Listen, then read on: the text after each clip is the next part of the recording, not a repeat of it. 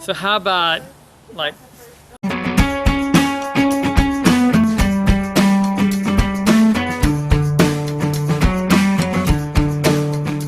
Clement's Homebrew Coming at ya.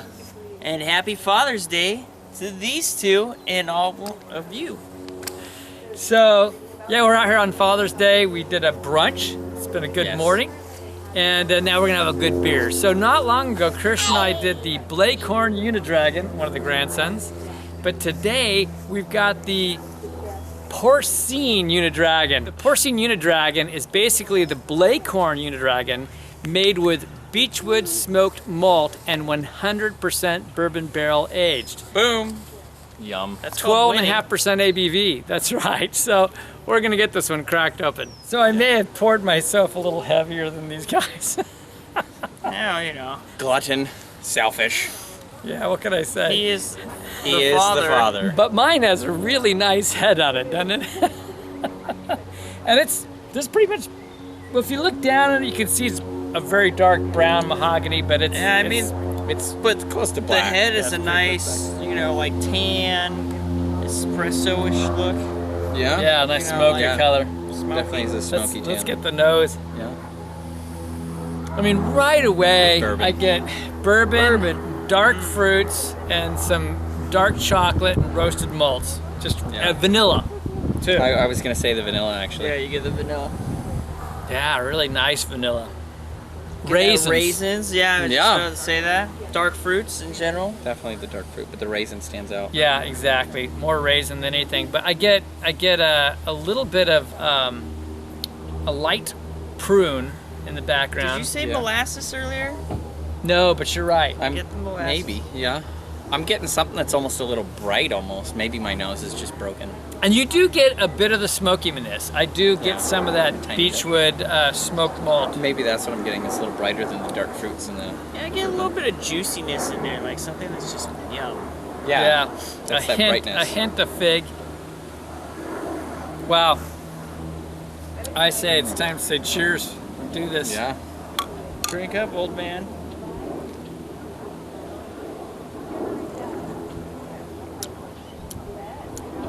It's actually kind of tame. It is, but I'm getting a lot of that toastiness right off the top. Yeah, well, it's pretty cool right now, Yeah, it's still cool. but it's very sweet. It's got like all those characteristics that we were talking about, just tame. Well, what you got to remember is this is a 2012, so they made this a good while ago. So this is has some real earthiness, but I'm also getting this like interesting, almost sharp flavor in it. Yes.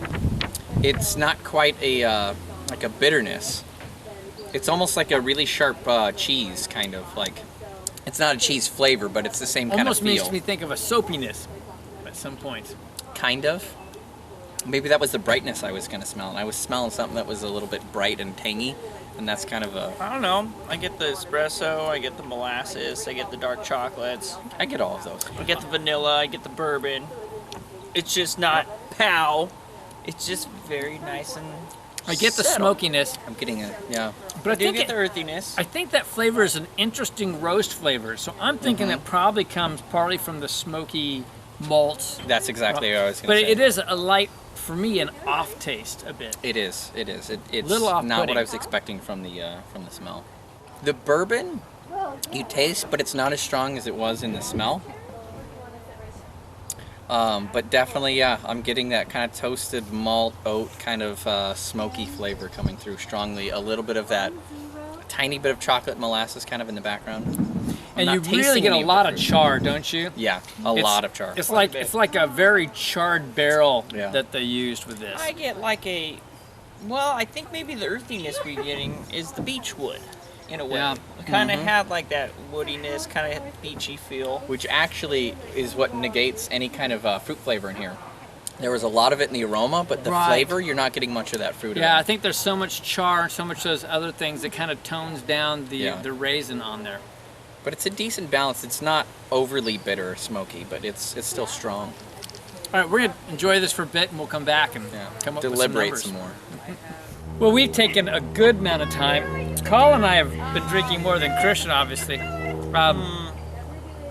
I have the most. He had the I most. was sharing with people. Uh-huh. So He was sharing with him and himself. and Thomas. Yeah. So anyway, Colin and I know we noticed that the sharp flavors in the smokiness, if you will, Yeah. have kind of mellowed out. It's smoother. And the dark fruit flavors have kind of come out and brought the sweetness.